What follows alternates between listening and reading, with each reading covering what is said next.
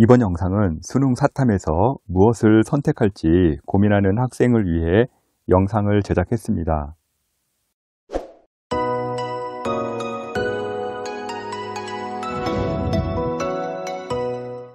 수능 시험이 끝나고 대부분 학생들은 집에서 가채점을 진행합니다. 만점이면 걱정을 안 하겠지만 만약에 한 문제 또는 두 문제 다 틀렸다면 그때부터 노심초사하는 게 바로 사탐 과목일 겁니다. 한 개 틀렸는데 1등급은 나오겠지 했지만 3등급이 떠버리면 거의 멘붕이 올 것이고요. 두 개 틀렸는데 3등급이 나오면 어쩌나 했지만 1등급이 나오는 게 바로 사탐 과목입니다. 2022년 사탐 수능에서요. 만점을 받아야 1등급이 나왔던 과목은 6과목인데요. 한국지리, 세계지리, 동아시아사, 세계사, 경제, 정치와 법 같은 경우는요. 만점을 받아야 1등급이 나왔습니다. 지금 표를 보시게 되면요. 빨간색 라인으로 되어 있는 게 1등급이고요. 약간 주황색으로 보이는 라인이 2등급 라인이라고 보시면 됩니다. 도표에서 원점수는요. 50점이 만점이고요. 100분이 96% 이내에 들어야 1등급이 나옵니다. 1등급이 많은 경우에는요. 94%도 1등급이 나오기도 합니다. 정치와 법 같은 경우는요. 3점짜리 문제 한 개를 틀렸을 뿐인데요. 표준점수 보시고 옆에 보면 원점수가 있을 겁니다. 원점수 보시면 48점이 보이죠? 원점수 48점이 2등급이고요. 47점인 경우에는요. 이것도 한 문제를 틀린 건데 3점짜리 문제 하나 틀린 건데 등급은 3등급이 나왔습니다. 한 문제가 틀려도 3등급이 뜨는 경우는요. 매년 나오고 있고 올해도 또 어떤 과목이 이렇게 될지는 알 수가 없습니다. 정치와 법이 한 문제를 틀려도요. 3등급이 나왔지만 반대로 사회문화는요. 2점짜리 2개를 틀려도 1등급이 나왔습니다. 사회문화 보시게 되면요. 원점수가 46점이라는 것을 볼 수가 있을 겁니다. 이런 경우는 2점짜리 문제 2개가 틀린 건데요. 이래도 1등급이 나옵니다. 이번 영상에서는요. 3년간의 통계를 통해 어떤 과목들이 유리하고 불리할지를 한번 분석해 보았습니다. 사탐의 경우 생활과 윤리, 사회문화 선택은요. 50%가 넘는 인원이 매년 선택을 합니다. 1위는 생활과 윤리이고요. 한 13만 6천 명이 봤었고요. 2위는 사회문화로 한 12만 7천 명, 3위는 한국지리로 4만 1천 명이 시험을 봤습니다. 1, 2위와 3위 선택 과목의 인원 차이는요. 좀 매우 심한 편이고요. 사탐 선택 기준으로는요. 첫 번째, 인원 많은 생윤이나 사문을 하는 경우도 있고요. 고3 내신과 연계하여 근접하게 배운 과목으로 하는 경우도 있습니다. 또한 제일 자신 있는 과목으로 하는 경우도 있고요. 교과를 묶어서 동아시아사, 세계사 아니면 한국지리, 세계지리를 묶어서 하는 경우도 있습니다. 흔한 경우는 아니지만요. 친한 친구와 같이 같은 과목 따라가는 경우도 있습니다. 먼저 학생들이 가장 많이 응시하는 사회문화의 경우는요. 2점짜리 두 문제를 틀려도 1등급이 나왔고요. 만점 표점도 68점이었습니다. 사회문화 같은 경우 응시생이 가장 많기도 하고요. 한두 문제 틀려도 크게 부담은 없고요. 학습량과 암기량 또한 부담 크게 없습니다. 도표 문제들이 많이 나오고요. 말을 어렵게 꼬아서 나오기는 하지만요. 비슷한 형식으로 나오기 때문에요. 문제를 많이 풀면 적응이 되는 과목이기도 합니다. 사회문화의 경우 사회 전반적인 실제 접하는 문제들이 나오기 때문에요. 본인의 성향이 특별한 부분이 없다면 사회문화 가장 무난하다고 봅니다. 생활과 윤리 같은 경우는요. 한 문제까지는 1등급을 허락한 과목입니다. 원점수 보시게 되면은 47, 48까지는요. 일단은 100분이 94%에 들어가고요. 1등급이 나왔습니다. 그러나 3점짜리 두 문제 틀리면요. 3등급으로 떨어지기 때문에요. 이 부분은 좀 조심해야 합니다. 암기량 부담도 크게 없고요. 대부분 사상 이야기로 시작해서 사상으로 끝나는 과목이기도 합니다. 생활과 윤리는 논술을 준비하는 학생에게 도움이 되고요. 사상가의 이론과 주장을 잘 구별하고 이해한다면 좋은 성적을 받을 수가 있습니다. 생활과 윤리를 했다면 연기할 수 있는 과목이 있는데요. 바로 윤리와 사상이죠. 흔히 쌍윤이라고도 합니다. 윤리와 사상 작년에 한 문제까지만 1등급을 허락을 했고요. 2020년도에는요. 너무 쉽게 출제되어서요. 거의 초토화된 적이 있었던 과목이기도 합니다. 생활과 윤리에 나오는 사상가들과 중복되는 부분들이 많기 때문에요. 쌍윤으로 공부를 하게 되면 학습량을 줄일 수 있고요. 대신 암기량은 좀 많습니다. 윤리와 사상 2020년 난이도 조절 실패 이후 조금씩 과목은 어려워지고 있습니다. 쌍윤 조합 나름 괜찮을 것 같습니다. 다음은 쌍지라고 해서요. 한국 지리와 세계 지리의 조합인데요. 한국 지리 같은 경우는 한 4만 1000명이 응시를 했고요. 세계 지리 같은 경우는 3만 1000명 정도가 응시를 했습니다. 한국 지리 통계청 자료와 함께 시험이 대부분 그림이나 도표가 나오기 때문에요. 문과 성향이 강한 학생은 좀 피하는 것이 좋을 것 같고요. 한국 지리는 수학처럼 답이 명확하게 나오기 때문에요. 암기량은 좀 많은 편입니다. 세계 지리도 한국 지리와 유형은 비슷하게 도표 분석과 그림 자료를 통해서요. 분석하는 문제가 거의 대부분으로 나옵니다. 넓은 영역을 하다 보니까요. 깊이 있는 문제를 내기는 어렵지만요.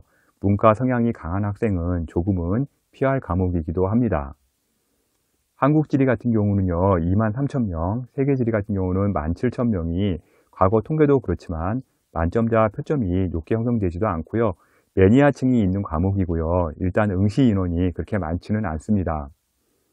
다음은 동아시아사, 세계사로 이 과목도 역사를 좋아하는 매니아층이 강한 종목인데요.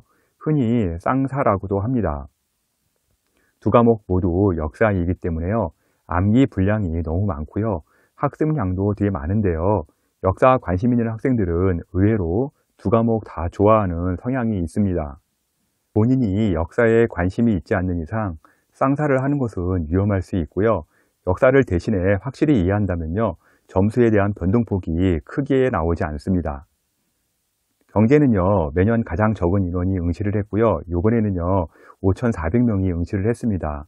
사회문화와 비교시 25배의 응시 인원 차이를 보이는 과목이기도 합니다. 계산 문제도 많고요. 그래프 분석이 많아서요.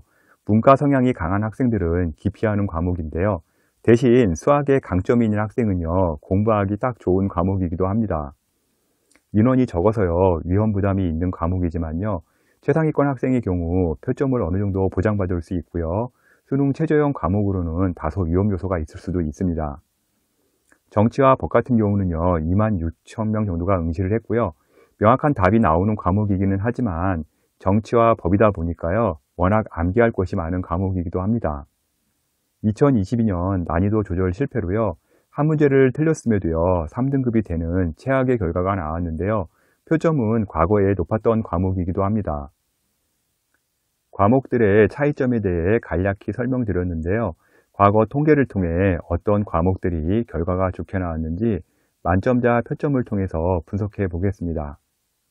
지금 표가 보이는데요. 2022년도에 초록색으로 보이는 표는요. 그 당시 해에 가장 점수가 높게 나왔던 거고요.